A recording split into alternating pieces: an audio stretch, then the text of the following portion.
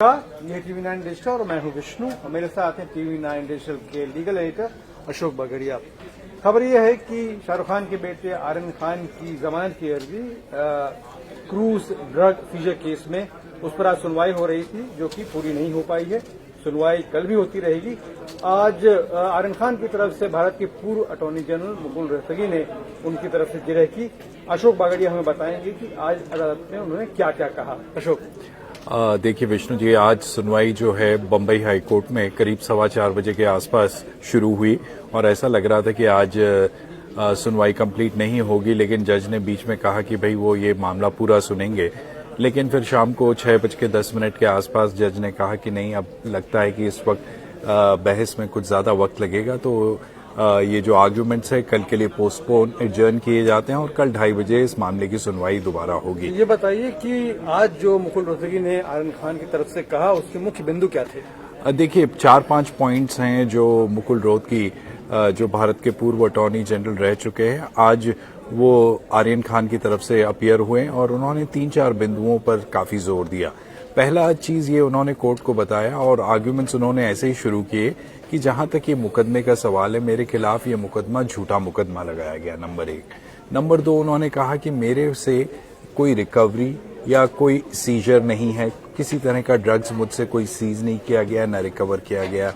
तीसरी चीज उन्होंने ये कही है कि भाई मेरी जो पिछली जो बेल एप्लीकेशन थी वो ट्रायल कोर्ट ने इसलिए खारिज की क्योंकि उन्होंने कहा कि भाई मेरे खिलाफ जो है कॉन्शियस पोजेशन का चार्ज है और कॉन्स्पिरेसी का एंगल जो एनसीबी कह रही है हमेशा कि एक लार्जर कॉन्स्पिरेसी को वो प्रोब कर रहे हैं और उसी वजह से वो लोग मुझे नहीं छोड़ना चाहते हैं। तो वो बोल रहे हैं कि भाई ये सारा बोगस केस है, इसमें कोई कॉन्स्पिरेसी नहीं है। मैंने तो इनफैक्ट आर्यन खान जो है वो क्रूज के ऊपर चढ़े भी नहीं थे, उससे पहले ही उनको धर लिया गया। और उसके अलावा जहां तक ड्रग्स रिकवरी का सवाल है, उनसे कोई रिकवरी नहीं हुई। उनके साथ अरबाज मर्चेंट थे, उनसे 6 ग्राम ड्रग्स की रिकवरी हुई। तो जो ड्रग्स की रिकवरी अरबाज खान से हुई है उसका उनसे कोई लेना देना नहीं है। तो जो केस है कॉन्शियस पोजेशन का, वो बनता नहीं है। चौथी चीज उन्होंने ये पॉइंट आउट की, और जो पिछले कुछ दिनों में आप देखोगे विष्णु की सोशल मीडिया पे काफी घमासान चला हुआ है, आरोप प्रति आरोप लग रहे हैं एनसीबी ऑफिसर्स के खिलाफ, समीर वानखेड़े के खिलाफ जो जोनल डायरेक्टर हैं। अशोक, उसके बारे में मैं बाद में आऊंगा। पहले आपको पता होगा शायद कि इसी मामले में 2 लोगों को आज अदालत ने, लोअर कोर्ट ने जमानत दे दी है। हाँ, और आपने अभी बताया कि आर्यन खान के खिलाफ कोई आरोप तय ही नहीं हो पा रहा है। ये मामला क्या है? ये भेदभाव क्यों? देखिए काफी मुश्किल सवाल है आपका। आपकी बात सही है कि 2 आरोपी हैं जो इस केस में अरेस्ट हुए थे। एक तो अवनी है और दूसरी मनीष है, जिनको आज स्पेशल कोर्ट ने 2.4 ग्राम्स उनसे ड्रग्स रिकवर हुए थे और आज उन्हें जमानत पे रिहा कर दिया गया। लेकिन जो ये आर्यन खान का केस है, ये बड़ा ही अजीबोगरीब है। यहाँ पे एनसीबी का ये कहना है कि देखिए, हो सकता है कि इनके पास से कोई कॉन्शियस रिकवरी नहीं हुई है, ना इनके खिलाफ कंजम्पशन का आरोप है, न रिकवरी हुई है, लेकिन इनके जो व्हाट्सएप चैट्स हैं उनसे हमको ये पता लगता है कि ये एक कोई इंटरनेशनल ड्रग रैकेट का हिस्सा है आर्यन खान, और इसी चीज को हम प्रोब करना चाहते हैं और इसी वजह से हम ये समझते हैं कि आर्यन खान को बेल नहीं होनी चाहिए। एक और चीज बताना चाहता हूं विष्णु इस पॉइंट इन टाइम पे कि आज एनसीबी ने एक हलफनामा दायर किया है बॉम्बे हाई कोर्ट में, और उसमें भी इन्होंने यही कहा है, यही चीज वापस उठाई है कि आर्यन खान को बेल पे इसीलिए नहीं छोड़ा जाना चाहिए क्योंकि उनको ये एप्रहेंशन है कि अगर आर्यन खान को बेल पे छोड़ दिया गया तो वो विटनेसेस को टैंपर करेंगे या एविडेंस को टैंपर करेंगे और विटनेसेस को इन्फ्लुएंस करेंगे, और ये उन्होंने इम्प्रेस करने की कोशिश की। लेकिन आज जो बहस हुई उसमें सिर्फ मुकुल रोहतगी और अमित देसाई ने आर्ग्यूमेंट्स किए। एनसीबी को चांस नहीं मिला है आज। सो पॉसिबली कल हम देखते हैं कि कल जब 2:30 बजे सुनवाई दोबारा रिज्यूम होगी तो उम्मीद करते हैं कि एनसीबी भी अपना पक्ष रखेगी और बताएगी कि क्यों वो लोग अपोज कर रहे हैं और किस ग्राउंड्स पे वो आर्यन खान की बेल अपोज कर रहे हैं। अशोक, पहले सतीश माने शिंदे आर्यन के लिए जिरह कर रहे थे, उसके बाद देसाई साहब आए और आज मुकुल रोहतगी आए।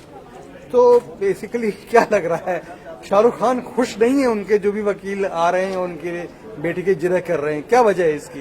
डेफिनेटली, इनफैक्ट जो आप कह रहे हैं वो उसमें पार्टली ट्रू है क्योंकि जो ये कांस्टेंट रीथिंकिंग हो रही है इनकी लीगल स्ट्रैटेजी को लेके और जो कौन सा वकील लीड करना चाहिए उस पर रीथिंक हो रहा है, उससे डेफिनेटली कहीं ना कहीं लगता है कि शाहरुख खान को लगता है कि पॉसिबली बड़ा वकील लाएंगे तो मुझे जल्दी रिलीफ मिलेगी या उसकी बात सुनी जाएगी। तो पहले भी यही हुआ कि जब मेट्रोपॉलिटन मैजिस्ट्रेट के सामने मामला था तब सतीश मानेशिंडे लीड कर रहे थे, फिर उसके बाद स्पेशल कोर्ट में जब मामला आया, बेल एप्लीकेशन हुई तो लीड किया अमित देसाई ने, जो बॉम्बे हाई कोर्ट के सीनियर एडवोकेट हैं। और अब हम बॉम्बे हाई कोर्ट में देख रहे हैं तो वो देख रहे हैं कि मुकुल रोहतगी जो फॉर्मर अटॉर्नी जनरल हैं, तो सारे बिग गन्स जो हैं वो इस लीगल टीम का हिस्सा हैं और वो लोग इम्प्रेस करना चाहते हैं बॉम्बे हाई कोर्ट पे कि इस मामले में एक्चुअली कुछ है नहीं। इनफैक्ट जो एनसीबी का आरोप है कि ये कॉन्स्पिरेसी है और इस कॉन्स्पिरेसी का हिस्सा ये है और व्हाट्सएप चैट्स जो मिली हैं वो कोई जुर्म को साबित करती है, ऐसा कुछ नहीं है। इनफैक्ट एक चीज और बताना चाहूंगा कि व्हाट्सएप चैट्स की जहां बात हुई थी तो आज मुकुल रोहतगी ने कहा कि ठीक है व्हाट्सएप चैट्स आपने मुझसे रिकवर किए, मैं ये डिनाई नहीं करता हूं, लेकिन आप ये देखिए कि जो व्हाट्सएप चैट्स मुझसे रिकवर हुए हैं वो इस इंसिडेंट से रिलेटेड हैं या कुछ और हैं, और अगर वो इस इंसिडेंट से रिलेटेड नहीं है तो वो मेरे अगेंस्ट में यूज नहीं हो सकते। ये उनका स्टैंड था व्हाट्सएप चैट्स पे। दूसरी चीज ये हुई कि जो मैं बता रहा था कि जो सोशल मीडिया में सॉरी, आपसे यहाँ पे सवाल पूछना चाहता हूँ कि आप बिल्कुल सही कह रहे हैं, जब से ये मामला आया है तब से लगातार राजनीतिक लोग भी इसमें शामिल हो गए हैं, आरोप प्रत्यारोप की झड़ी लगी हुई है। और एक तरफ राजनीतिज्ञ हैं, दूसरी तरफ एनसीबी के अफसर हैं, और जिसके मन में जो आ रहा है सो बोल रहा है। इससे वो जो एक लीगल टर्म होता है कि माहौल विशेष हो रहा है, इसका क्या अदालत संज्ञान नहीं लेगी? देखिए अभी तक तो किसी ने ये पॉइंट आउट नहीं किया है बॉम्बे हाई कोर्ट के सामने कि ऐसा हो रहा है, लेकिन जो हो रहा है पिछले 2-3 दिनों से हम देख रहे हैं कि महाराष्ट्र के जो माइनॉरिटी अफेयर्स मिनिस्टर है नवाब मलिक, उन्होंने एनसीबी के जो जोनल डायरेक्टर है समीर वानखेड़े, उनको स्पेसिफिकली टारगेट किया। पहले उन्होंने एक ट्वीट किया जिसमें उन्होंने क्वेश्चन मार्क लगाया कि भाई समीर वानखेड़े तो मुसलमान हैं। फिर उसके बाद में पूरी जनपत्री खोल के रख दी, माता जी, पिताजी, बीवी, सबके बारे में सब कुछ बताया और उन्होंने पुट आउट कर दिया। आज फिर उन्होंने एक और लेटर ट्वीट किया जिसमें कहते हैं कि ये एनसीबी के किसी अधिकारी ने उन्हें लिखा है और जिसमें ये बताया गया है कि किस तरह से ये एक एक्सटॉर्शन रैकेट, एनसीबी के अधिकारी जो हैं एक्सटॉर्शन रैकेट चलाते हैं और लोगों को अरेस्ट करते हैं और पैसा वसूलते हैं। तो ये सारी चीजें प्ले आउट हो रही है। उसके अलावा हमने देखा कि वो प्रभाकर सैल है जो वसावी का पर्सनल बॉडीगार्ड था, उसने एक एफिडेविट दिया है कोर्ट में और उसने कहा कि मुझे लगता है कि 25 करोड़ की कोई कॉन्स्पिरेसी थी, लेन देन होना था इस मामले में और ये सारी चीजें हुई। लेकिन जहां जब आज आर्ग्यूमेंट्स हुए हाई कोर्ट में तब मुकुल रोहतगी ने ये क्लियर कर दिया। इनफैक्ट उसने बहुत ही अच्छे तरीके से अपने आप को इन सब सोशल मीडिया और जो आरोप प्रत्यारोप लग रहे हैं उससे डिस्टेंस किया। कोर्ट को कहा कि मुझे इन सब चीजों से कोई लेना देना नहीं है, ना तो मैं उस माइनॉरिटी अफेयर्स मिनिस्टर को जानता हूं, ना मैंने कोई पर्सनल आरोप एनसीबी के अधिकारी पे लगाया है। मेरा केस बहुत बढ़िया है, मेरे खिलाफ मेरे से कोई ड्रग की रिकवरी नहीं हुई है, मेरे खिलाफ ना कंजम्पशन का आरोप है, जो मेरे खिलाफ आरोप है वो है कॉन्स्पिरेसी का। कॉन्स्पिरेसी के आरोप को भी उन्होंने डिसमिस करते हुए कहा गया कि भाई मेरे अलावा भी बहुत सारे लोग थे। हाउ कैन यू से कि भाई जब मैं और अरबाज मर्चेंट दोनों गए, आप ये कैसे कह सकते कि मेरा उन लोगों के साथ भी मीटिंग ऑफ माइंड्स था, और अगर कॉन्स्पिरेसी होती है तो उसका फॉल आउट, उसके कॉन्सिक्वेंस में भी कोई चीज होनी चाहिए। लेकिन जहां तक मेरा सवाल है, आर्यन खान का सवाल है, मुझे तो क्रूज पे चढ़ने से पहले ही अरेस्ट कर लिया था क्योंकि एनसीबी ने कोई वहां पे एक प्री प्लान्ड रेड कर रखी थी और जब जैसे ही हम पहुंचे और वहां पे हमको अरेस्ट कर लिया। अरबाज मर्चेंट की तरफ से ये अरबाज मर्चेंट से रिकवर हुआ है 6 ग्राम ड्रग्स, और उसके अलावा मुकुल ने भी कहा कि अको चलो फॉर आर्ग्यूमेंट से ये मान भी लेते हैं कि कॉन्शियस पोजेशन का चार्ज है मेरे खिलाफ और अरबाज मर्चेंट के साथ, तो उसकी सजा 1 साल की है। तो अब देखिए कल फिर 2:30 बजे बताना सुनवाई शुरू होगी। आज दो लोगों को बेल मिल गई है।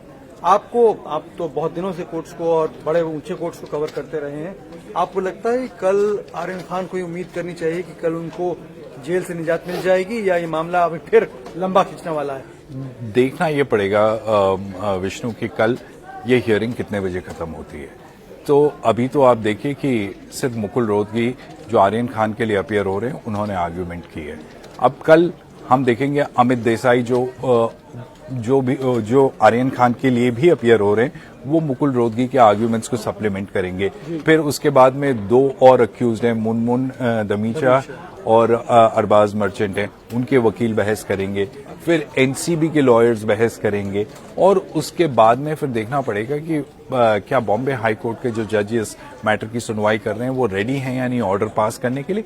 हालांकि इन सब चीजों को देखें हम, जो आज चीजें प्ले आउट हो रही हैं कि कैसे दो और आरोपियों को बेल मिल गई है और जिस आदमी से कोई भी रिकवरी और कंजम्पशन का एलिगेशन तक नहीं है वो जेल में पड़े हुए 23 दिन हो गए हैं। आज 23 दिन से वो लोग जेल में हैं। तो इन सब सर्कमस्टांसेस को देख के ये आशा की जा सकती है कि हो सकता है कल नहीं तो परसों तो बेल मिल सकती है। लेकिन अब ये स्पेकुलेशन है, हम लोग कोई गारंटी के साथ नहीं कह सकते। हो सकता है कि बॉम्बे हाई कोर्ट का जज, क्योंकि अभी तक एनसीबी ने अपनी जिरह शुरू नहीं की है, हो सकता है एनसीबी कुछ नए पॉइंट्स पुट आउट करे और हो सकता है जज अगर उससे उन पॉइंट्स को एग्री करता है तो बेल नहीं मिलेगी। लेकिन जो मोटा मोटा दिखाई दे रहा है उससे ये उम्मीद है कि इनको बेल मिल सकती है। शुक्रिया अशोक, आपने जितनी जानकारी दी उसके लिए।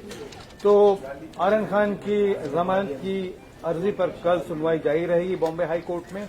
देखना है कल उनको बेल मिलती है या मामला और लंबा खींचेगा। TV9 डिजिटल के साथ जुड़ने के लिए आपको धन्यवाद। अब आज्ञा दीजिए, नमस्कार।